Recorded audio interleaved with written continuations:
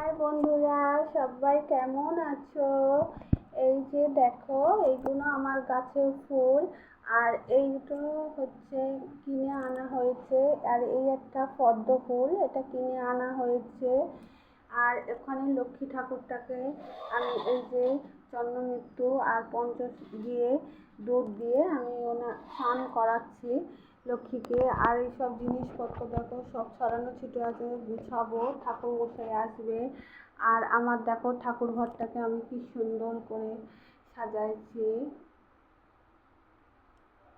যদি ভালো লাগে অবশ্যই কমেন্ট করো। ওই যে আমার রাধা রানী আর কৃষ্ণ, গণেশ, ওই গণেশ আছে, সব ঠাকুর আছে। আর এখানে এই যে আয়োজন হবে, এখন আমি স্নান করে লক্ষ্মীকে ভালো করে নতুন বস্ত্র পরাবো, পরিয়ে তারপরে হচ্ছে আমি রান্না শুরু করব।